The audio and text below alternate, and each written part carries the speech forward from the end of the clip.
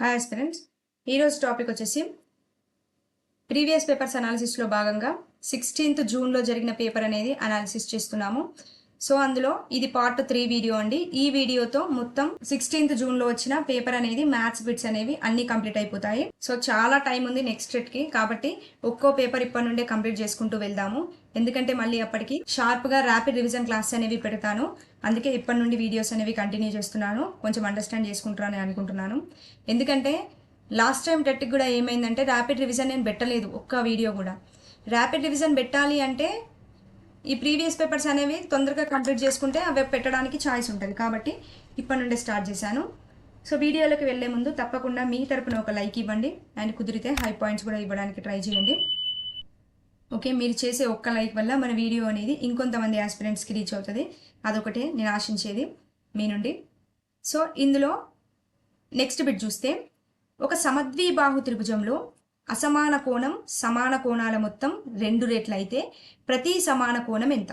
Okay చూడండి, first question క్లారిటీగా అర్థం చేసుకోండి. ఏమిచ్చాడు? ఒక సమద్విబాహు త్రిభుజం అంటే 2 భుజాలు సమానంగా ఉంటాయి.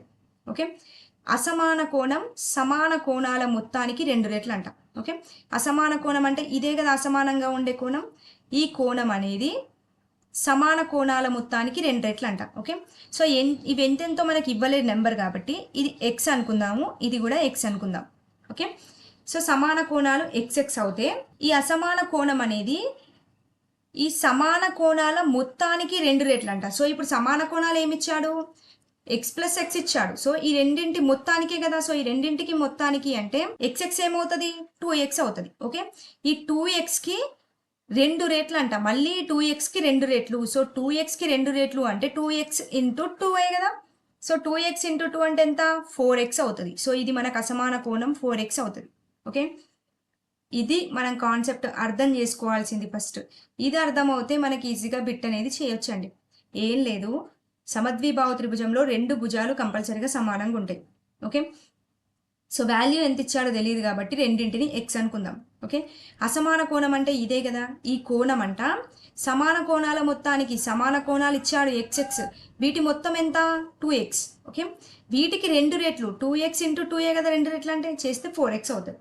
ఓకే, సో అయితే ప్రతి సమాన కోణం ఎంత అని అడిగాడు. ఓకే, అంటే ప్రతి సమాన కోణం అనేది మనకి ఎంత అవుతుంది అని అడిగాడు. సో చూడండి, త్రిభుజంలోని 3 కోణాల మొత్తం ఎంత? 180 డిగ్రీసే కదా. సో మనం దీన్ని సమానం చేస్తే అయిపోద్ది కదా. ఎక్స్ ప్లస్ ఇది X X X plus X plus 4xే కదా. సో ఒక త్రిభుజంలోని 3 కోణాల మొత్తం ఎంత? 180 డిగ్రీస్ అవుతుంది. ఓకే, సో ఇది మొత్తం చేయండి. 4x ప్లస్ ఎక్స్ ఎక్స్ ఎంత అవుతుంది? 6x అవుతుంది. ఓకే, 6x ఈక్వల్ టు 180 అవుతుంది. అవునా? సో ఇప్పుడు ఇక్కడ క్యాన్సిల్ అవుతుంది కదా. 6 180 క్యాన్సిల్ చేస్తే ఎంత అవుతుంది? x ఈక్వల్ టు 30 అవుతుంది. ఓకే, సో ఇక్కడ x 30, ఇక్కడ x 30, ఇక్కడ x ప్లస్తో 30 పెడతాం కదా. సో 4 ముళ్ళ 12, సో 120 అవుతుంది. చూడండి, ఇవి 60 ప్లస్ 120 180 సరిపోయింది కదా. సో ప్రతి సమాన కోణం విలువ ఎంత? 30ఏ కదా. సో 30 డిగ్రీస్ అనేది ఆన్సర్గా తీసుకుంటాం. ఓకే, క్వశ్చన్ని మనం కరెక్ట్గా ఇంప్లిమెంట్ చేస్తే ఆన్సర్ అనేది ఈజీగా ఐడెంటిఫై చేయొచ్చు అండి. నెక్స్ట్ బిట్, ఇది కూడా క్లారిటీగా అర్థం చేసుకోండి, ఈజీగా చేయొచ్చు. ఒక సంఖ్యను 16తో భాగించినప్పుడు శేషం 4 వస్తుంది. ఓకే, విభాజకము మరియు భాగఫలాల మొత్తము 30 అయితే, ఓకే ఏమన్నాడు? డివైజర్ క్వోషంట్ 30 అయితే ఆ సంఖ్య ఎంత అని అడిగాడు. ఓకే, సో మనం దీన్ని ఫస్ట్ క్వశ్చన్ చెప్పినట్టు వేసుకుందాము. ఒక సంఖ్య ఎంతో తెలియదు, దాన్ని 16తో భాగించాలి. ఓకే, ఈ 16తో భాగించినప్పుడు శేషం ఎంత వస్తుందని చెప్పాడు? చూడండి, 4 వస్తుందని చెప్పాడు. సో 4 వస్తుంది. ఓకే, ఈ సంఖ్య ఎంతో తెలియదు, దాన్ని 16తో భాగించినప్పుడు 4 వస్తుంది. ఓకే, సో మళ్ళీ ఏమన్నాడు? విభాజకము భాగఫలం అన్నాడు. ఓకే, ఈ విభాజకము భాగఫలాల మొత్తం 30 అన్నాడు. సో ఇందులో విభాజకం ఏదండి అంటే డివైజర్ ఏది చెప్పండి? విభాజకం ఏదవుతుంది? ఇది కదండి విభాజకము. సో ఇది విభాజకం అవుతుంది. ఓకే, ఇది విభాజ్యం అవుతుంది.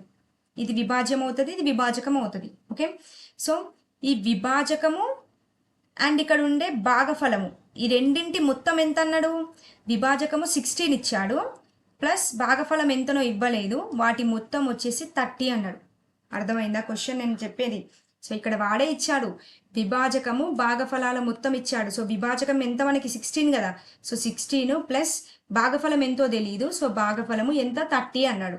ఓకే, సో ఈ రెండింటిని కలిపితే 30 అంటే మనం ఇక్కడ వచ్చే ఆన్సర్ ఏమై ఉంటుంది చెప్పండి. ఇప్పుడు నా దగ్గర 4 చాక్లెట్స్ ఉన్నాయి, ఓకే, నీ దగ్గర ఎన్ని ఉన్నాయో తెలీదు. సో మన ఇద్దరివి కలిపితే ఇక్కడ 6 చాక్లెట్స్ అయ్యాయి అని చెప్పాను. ఓకే, సో అలాంటప్పుడు మనం ఏం చేస్తాము, 4లో నుంచి 6 తీసేస్తేనే కదండి మనకి ఇక్కడ చాక్లెట్స్ నా దగ్గర ఎన్ని ఉంటాయి, 2 ఉంటాయి. సో అలా చేస్తాం కదా. సో ఇక్కడ కూడా అంతే, 30 నుండి 16 తీసేస్తే మనకి ఇక్కడ భాగఫలం ఎంత వస్తుందో తెలుస్తుంది కదా. సో అదే ఇక్కడ కాన్సెప్ట్ అప్లై చేయండి. 30 నుండి 16ని తీసేస్తే మనకి 14 వస్తుంది కదా. సో ఇక్కడ భాగఫలం ఎంత, 14. చూడండి 16 ప్లస్ 14 ఎంత, 30 అవుతుంది. ఓకే, సో ఇక్కడ మనం భాగఫలం ఎంత తీసుకుంటాం, 14గా తీసుకుంటాం. అర్థమైందా? 16 నుంచి -30 చేస్తే 14 వస్తుంది. సో 16 ప్లస్ 14 ఎంత, 30 అవుతుంది. ఓకే, సో ఇప్పుడు మనకి మొత్తం వచ్చింది. సో ఇప్పుడు మనం కనుక్కోవాల్సింది సంఖ్య ఎంతో కనుక్కోవాలి. ఓకే, సో చూడండి ఇక్కడ సంఖ్య కావాలి అంటే దీన్ని ఇంటూ విభాజకాన్ని ఇంటూ భాగఫలాన్ని ఇంటూ చేస్తే మనకి ఇక్కడ ఎంత వచ్చింది అనేది ఇక్కడ కనబడుతుంది కదండి. అంతే కదా. ఇక్కడ పైనున్న క్వశ్చన్ని రాబట్టాలి అంటే ఈజీగా ఇలా చేయొచ్చు కదా. ఇప్పుడు ఎగ్జాంపుల్గా నేను ఇప్పుడు 3/10 అన్నాను. ఓకే, సో ఇప్పుడు దీన్ని ఏ విధంగా రాస్తారు మీరు, 3/10. ఓకే, కంప్లీట్గా ఇది నాన్ మ్యాథ్స్ వాళ్ళ కోసం మాత్రమే, మ్యాథ్స్ వాళ్ళు ఉంటే స్కిప్ చేసేసుకోండి.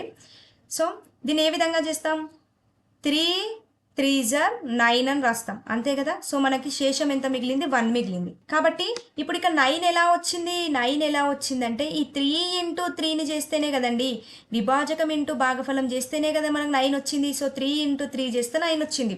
ఇక్కడ కూడా అదే కాన్సెప్ట్, 16×4 చేయాలి మనం. ఇక్కడ 16×14 చేస్తే 16×14 చేయాలి. 16×14 చేస్తే మనకి 224 వస్తుంది. ఓకే, సో చూడండి ఇప్పుడు 224 అనేది ఇక్కడే రావాలి కదా, మనకు 224 అనేది వస్తుంది. సో పైన ఎంత ఉందో మనకు తెలియదు, బట్ ఇక్కడ 224 అనేది వచ్చింది. ఓకే, సో ఇక్కడ 224 వచ్చిందంటే మరి పైన ఎంత ఉండొచ్చు చూడండి. ఇక్కడ 3×3 చేస్తే 9 వచ్చింది. ఓకే, సో మరి పైన ఎంత ఉంది అంటే చూడండి మనకు శేషం 1 వచ్చింది. సో 9కి +1 కలిపితేనే కదండి పైన ఉన్నది వచ్చింది మనకి, అంతే కదా. సో ఇప్పుడు 224కి 4 కలిపితేనే కదా మనకి ఇక్కడ పైన ఉన్నది వస్తుంది. ఎంత అవుతుంది, 228 అవుతుంది. చూడండి ఇప్పుడు ఈ 228లో నుండి 224 తీసేస్తేనే కదా మనకు 4 వచ్చింది. సో 228 అనేది ఆన్సర్గా తీసుకుంటాం. ఓకే, డైరెక్ట్ 224 వచ్చింది కదా అని చెప్పేసి ఇదే ఆన్సర్గా పెట్టకూడదు, అందుకే కన్ఫ్యూజ్ చేయడానికి ఇచ్చాడు చూడండి. ఓకే, సో దీనికి విభాజ్యము ఈక్వల్ టు విభాజకము ఇంటూ భాగఫలము ప్లస్ శేషం అదంతా ఏం అవసరం లేదు. జస్ట్ మనకున్న నాలెడ్జ్తో, బేసిక్ నాలెడ్జ్తో కూడా ఈజీగా ఇలా చేసుకోవచ్చు. ఓకే, సో మనకు సూత్రాలు అవి ఇవి పట్టుకోవాల్సిన అవసరం లేదు, జస్ట్ ఈ కాన్సెప్ట్ని బట్టి చేయొచ్చండి. ఓకే, జస్ట్ కాన్సెప్ట్ అర్థం చేసుకోండి, ఈజీగా ఆన్సర్ పెట్టచ్చు. సో అర్థమైందని అనుకుంటున్నాను. నెక్స్ట్ బిట్, ఇది అంతగా ఎక్స్ప్లెనేషన్ ఇవ్వాల్సిన అవసరం కూడా లేదనుకుంటా, చాలా ఈజీ బిట్, జస్ట్ అడిషన్ పైన పడిన బిట్. 897 మరియు 405ల మొత్తాన్ని 724 మరియు 1188ల మొత్తం నుండి తీసేసినప్పుడు వచ్చే ఫలితం ఏంటి. ఓకే, 897 + 405. ఓకే, దీని మొత్తం అంట, దీని మొత్తం ఎంత అవుతుంది, 1302 అవుతుంది. ఓకే, సో ఏమన్నాడు, 724 + 1188ల మొత్తం నుండి తీసేయాలి. ఓకే, దీని మొత్తం ఎంత అవుతుంది మరి, 1912 అవుతుంది. ఓకే, సో దీని నుండి దీన్ని తీసేయమన్నాడు, తీసేసినప్పుడు వచ్చే ఫలితం ఎంత అని అడిగిండు, అంతే కదా. 1912 నుండి 1302ను తీసేయాలి, అంతే కదా, తీసేయమన్నాడు కదా. సో తీసేస్తే మనకి ఎంత వస్తుంది, 610 వస్తుంది. ఓకే, 610 అనేది ఆన్సర్. చిన్నపిల్లలు కూడా ఈ క్వశ్చన్కి ఆన్సర్ పెడతారు. ఓకే, అందుకే ఎక్స్ప్లెనేషన్ ఎక్కువగా దీనికి అవసరం ఏం లేదు. నెక్స్ట్ బిట్, ఈ టైప్ ఆఫ్ బిట్స్ అయితే చాలా ఫ్రేమ్ అవుతున్నాయండి. సో భిన్నాలను ఇచ్చేసి ఆరోహణ అవరోహణ క్రమంలో రాయండి అని అడుగుతాడు. సో దీన్ని నెంబర్ ఆఫ్ వేస్లో మనం చేయొచ్చు. సో కొందరు ఏం చేస్తారు అంటే ఇప్పుడు 1/4 ఇచ్చాడు, అండ్ 5/7 ఇచ్చాడు, అండ్ 2/3 ఇచ్చాడు, అండ్ 6/8 ఇచ్చాడు కదా. సో కొందరైతే దీని పక్కన జస్ట్ జీరోస్ వేసేసుకొని ఇచ్చిన డివైడెడ్తో మనం ఇక్కడ క్యాన్సిల్ చేస్తూ వెళ్తే మనకు వచ్చిన ఆన్సర్ని బట్టి ఈజీగా ఐడెంటిఫై చేయొచ్చు. సో అలా కాకుండా ఇంకా ఈజీ మెథడ్ కూడా నా దగ్గర ఉంది, అంటే నేను ఎక్కువగా అదే మెథడ్ని ఫాలో అవుతాను. సో ఏ విధంగా అంటే డిఫరెన్స్తో మనం చేయాల్సి ఉంటుందండి. ఓకే, జస్ట్ మీకు నచ్చితే ఈ మెథడ్ ఫాలో అవ్వండి. ఎగ్జామ్లో అయితే చాలా ఈజీగా ఉంటుంది. సో 5/7, 2/3, 6/8. ఓకే, సో ఇలా ఎంత పెద్ద క్వశ్చన్ అయినా ఈజీగా సాల్వ్ చేయొచ్చు.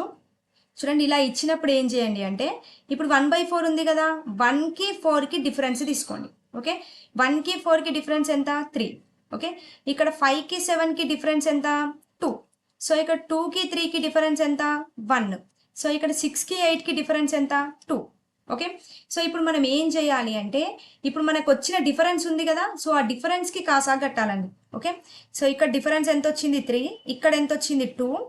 సో 3, 2, 1, 2. ఓకే, దీనికి మనం ఎల్సిఎం కట్టాలి. ఓకే, చూడండి ఎలా కడతాం ఎల్సిఎం. సో 2 1 జర్ 2, 2 1 జర్ 2. సో 2 3 జర్ 6 అవుతుంది. ఓకే, 6 వచ్చింది.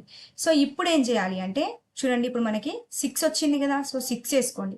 ఓకే, సో ఇప్పుడు మనం కాసాకు కట్టింది ఇక్కడ ఇచ్చిన డిఫరెన్స్కే కదా, మనం తీసుకున్న డిఫరెన్స్కే కదా కాసాకు కట్టింది. కాబట్టి దీంతోనే మనం చేయాలి. ఇక్కడ ఇచ్చిన కింద హారాలను మనం ఇక అసలు పట్టించుకోవద్దు. సో 3 టేబుల్లో 6 ఎన్నిసార్లు క్యాన్సిల్ అవుతుంది? సో 3 2 జర్ 6 అవుతుంది. కాబట్టి 3 2 జర్ 6 కాబట్టి 1 × 2 చేయాలండి. ఓకే, 3 2 జర్ 6 కాబట్టి 1 × 2 చేయండి. 1 × 2 చేస్తే ఎంత? మనకి 2. ఓకే, సో అంటే దీని మొత్తం వాల్యూ మనకి 2 అని అర్థం. ఓకే, నెక్స్ట్ ఇక్కడ ఎంత వచ్చింది మనకి డిఫరెన్స్? 2. సో 2 టేబుల్లో 6 ఎన్నిసార్లకు వస్తుంది? సో 2 3 జర్ 6. సో 3 కాబట్టి ఇక్కడ 5 × 3 చేయాలి. ఓకే, లవం ఇంటూ మనకు వచ్చింది చేయాలి. సో 5 3 జా ఎంత? 15 అవుతుంది. ఓకే, నెక్స్ట్ మనం తీసుకున్న డిఫరెన్స్ ఎంత? 1. సో 1 టేబుల్లో 6 ఎప్పుడు వస్తుంది? 1 6 జర్ 6కి వస్తుంది. కాబట్టి 2 × 6 చేయాలి. సో 6 2 జర్ 12. ఓకే, నెక్స్ట్ సో 2 టేబుల్లో 6 ఎప్పుడు వస్తుంది? 2 3 జర్ 6. సో 6 × 3 చేస్తాం. సో 6 3 జర్ 18 వస్తుంది. ఓకే, ఓకే, అంటే ఇప్పుడు ఈ ఫస్ట్ దాని value 2, second 5/7 value 15, 2/3 value 12, 6/8 value 18 వచ్చింది. ఓకే, సో ఇప్పుడు మనకి అవరోహణ అంటే పెద్దదే కదండి. సో పెద్ద వాల్యూ ఏమొచ్చింది? 18. సో 18 వాల్యూ దేంది? 6/8ది. సో ఫస్ట్ మనకు ఉండాల్సింది 6/8 అంతే కదా. ఫస్ట్ మనకు ఉండాల్సింది 6/8 ఎక్కడుంది?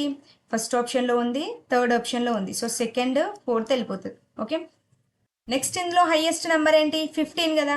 సో 12 15 2లో 15 కదా. 15 అంటే సెకండ్ వాల్యూ కదా. సో 5/7. సో 5/7 అనేది సెకండ్ హైయెస్ట్. సో ఎక్కడుంది? So first option. So first option అనేది కరెక్ట్గా తీసుకుంటాం. ఓకే, నెక్స్ట్ 12 అంటే థర్డ్ 2/3. నెక్స్ట్ లాస్ట్లో 2 అంటే ఫస్ట్ 1 వాల్యూ కదా. సో 1/4. సో మనం దీన్ని ఆన్సర్గా తీసుకుంటాం. ఓకే, ఈ విధంగా చేయండి. ఈ మెథడ్ ఫాలో అవ్వండి. ఎంత పెద్ద నెంబర్స్ ఇచ్చినా ఈజీగా చేయొచ్చండి. ఓకే, సో చూడండి ఏమిచ్చాడు?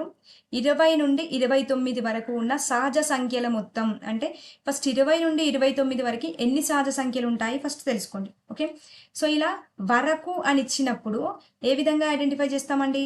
a - b + 1గా తీసుకుంటాం. ఓకే, సో a - b + 1 చేస్తే 20 నుండి 29 వరకు ఎన్ని సంఖ్యలు ఉన్నాయనేది వస్తుంది. ఓకే, మళ్ళీ తర్వాత మొత్తం అడిగాడు, అది పక్కన పెట్టండి. సో వరకు ఎన్ని సంఖ్యలు ఉన్నాయని తెలుసుకోవాలి కదా. సో a అంటే 20 - b అంటే 29 + 1 తీసుకుంటాం. ఓకే, చూడండి 20 నుండి 29 తీసేసి +1 యాడ్ చేస్తే మనకి 10 అనేది వస్తుంది. ఓకే, సో ఇదేంటి? 20 నుండి 29 వరకు ఉన్న సంఖ్యలు ఎన్ని అంటే 10 సహజ సంఖ్యలు ఉన్నాయి.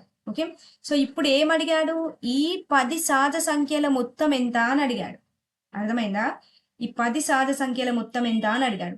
సో ఇలా ఒక అంకగణిత శ్రేణి ఇచ్చే సంకలనం చేయమని చెప్తే, సో ఇప్పుడు 10 సహజ సంఖ్యల మొత్తం ఎంత అని అడిగితే, సో దీనికి మనం ఏమని ఇస్తామంటే సూత్రము Sn = n/2 × a + l తీసుకుంటామండి. Okay, so a + l a + b ఏదైనా తీసుకోవచ్చు. ఓకే, n/2 × a + l తీసుకోవాలి. ఓకే, సో ఇప్పుడు n అంటే ఏంటి అంటే n అంటే ఎన్ని వచ్చాయి మనకి? 10 సంఖ్యలు వచ్చాయి కదా. సో n అంటే 10/2. చూడండి a అంటే ఏంటి మనకు? a అంటే ఏమని చెప్పా? 20 అని చెప్పా. సో 20 ప్లస్ బి అంటే ఎంత 29. ఓకే, సో ఇప్పుడు దీన్ని క్యాలిక్యులేట్ చేస్తే 2 5 ఆర్ 10 కదండి. సో ఇక్కడ మనకు 5 ఇంటూ 20 ప్లస్ 29 ఎంత 49 ఈక్వల్ టు 245. సో 245 అనేది ఆన్సర్గా తీసుకుంటాం. ఓకే, ఏం లేదు, ఫస్ట్ ఎన్ని సంఖ్యలు ఉన్నాయి అని అడిగాడు. 20 నుండి 29 వరకు ఎన్ని సంఖ్యలు ఉన్నాయి అంటే a మైనస్ బి ప్లస్ 1 వేసుకొని చేస్తాం. సో 10 సంఖ్యలు వచ్చాయి. సో ఇప్పుడు సాధ సంఖ్యల మొత్తం ఎంత తెలుసుకోవాలి కాబట్టి సో దానికి సూత్రం ఏంటి అంటే n/2 ఇంటూ a ప్లస్ ఎల్గా తీసుకుంటాం. ఓకే, సో ఈ ఫార్మాట్లో మనం దీన్ని చేస్తే ఈ విధంగా ఆన్సర్ అనేది వస్తుంది. ఓకే, ఈ విధంగా చేయాలి. నెక్స్ట్ బిట్, క్రింది వాటిలో అతి చిన్న ప్రధాన సంఖ్య ఏది? ఓకే, అతి చిన్న ప్రధాన సంఖ్య అని అడిగాడు. ఓకే, టోటల్గా ప్రధాన సంఖ్యలు ఎన్నండి? టోటల్గా 25 ప్రధాన సంఖ్యలు ఉంటాయి. సో దీనికి మనకు ఫార్ములా కూడా తెలుసు. 4 4 2 2 3 2 2 3 2 1గా తీసుకుంటాం. అంటే 1 నుండి 10 వరకు 4 ఉంటాయి, 10 నుండి 20 వరకు 4 ఉంటాయి. ఇలా మనకు 1 నుండి 100 వరకు 25 ప్రధాన సంఖ్యలు ఉంటాయి. సో ఇందులో అతి చిన్న ప్రధాన సంఖ్య ఏది అని అడిగాడు. సో ప్రధాన సంఖ్యలు స్టార్ట్ అయ్యేవే 2 నుండి స్టార్ట్ అవుతాయి. ఓకే, 2 3 5 7 ఇలా ఇలా ఇలా ఇలా మనకి 100 వరకు 97 ప్రధాన సంఖ్యలు అనేవి. 100 వరకు 25 ఉంటాయి. సో మనకు 97 అనేది లాస్ట్ నెంబర్గా వస్తుంది. ఓకే, సో దీంట్లో 100 వరకు ఉన్న సంఖ్యల్లో అతిపెద్ద సంఖ్య ఏది అంటే 97. అదే మొత్తం ప్రధాన సంఖ్యల్లో అతి చిన్న ప్రధాన సంఖ్య ఏది అంటే 2 అండి. ఎందుకంటే ప్రధాన సంఖ్య స్టార్ట్ అయ్యేదే 2తో స్టార్ట్ అవుతుంది కాబట్టి మనకి 2 అనేది అతి చిన్న ప్రధాన సంఖ్య. ఓకే, ఇంకొకటి, ప్రధాన సంఖ్యలు అన్నీ కూడా మళ్ళీ అన్ని ప్రధాన సంఖ్యలు కూడా బేసి సంఖ్యలే అవుతాయి. ఓకే, ఒక 2 తప్ప 2 మాత్రమే సరి సంఖ్య. ఓకే, ప్రధాన సంఖ్యల్లో సరి సంఖ్య ఏది అంటే ఓన్లీ 2 మాత్రమే సరి సంఖ్య, మిగతా అన్ని సంఖ్యలు కూడా బేసి సంఖ్యలే అవుతాయి. ఓకే, సో ఇలా అడగొచ్చు, ప్రధాన సంఖ్యలలో ఎన్ని సరి సంఖ్యలు ఉంటాయి అని అడుగుతాడు. ఎన్ని సరి సంఖ్యలు? 2 మాత్రమే సరి సంఖ్య. ఎన్ని? 2 అంటే ఒకటే కదా, కేవలం 1 మాత్రమే ప్రధాన సంఖ్య సరి సంఖ్యగా ఉంటుంది అని చెప్పాలి. ఓకే, సో ఇప్పుడు అతి చిన్న ప్రధాన సంఖ్య అడిగాడు కాబట్టి 2. అవి ఎన్ని సంఖ్యలు ఉంటాయి అంటే ఒకటే ఒకటి, అది 2 అని అర్థం. ఓకే, సో ఇప్పుడు 2ని మనం ఆన్సర్గా తీసుకోవాలి. క్లియర్? ఇది సో ప్రధాన సంఖ్యల మీద తప్పకుండా బిట్ ఫ్రేమ్ అవుతో చూసుకోండి. నెక్స్ట్ బిట్ సౌస్టోమ్ నుండి పడింది.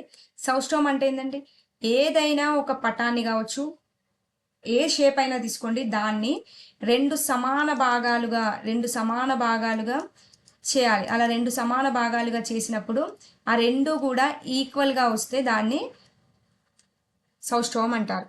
ఓకే, సో ఇక్కడ ఆంగ్ల అక్షరాలలో దేనిని నిలువు రేఖ ద్వారా 2 సమానమైన సౌష్ఠవ భాగాలుగా విభజించవచ్చు. ఓకే, సో ఇక్కడ ఆంగ్ల అక్షరాలు అంటే A to Z వరకు చూసుకోవాలి. ఓకే, A to Z వరకు సౌష్ఠవ రేఖలు దేనికి వస్తాయి అని అడుగుతున్నాడు. అందులో చూడండి, మళ్ళీ అడ్డు రేఖ కాదు అడిగింది, నిలువు రేఖ. చూడండి, నిలువు రేఖ అనేది దేన్ని సమాన భాగాలుగా విడగొడుతుందని అడిగాడు. అంటే నిలువు రేఖ చేత గీయబడే రేఖ ఏంటి అని అడిగాడు అంతే. ఓకే, సో ఇక్కడ ఏమిచ్చాడు? H ఇచ్చాడు.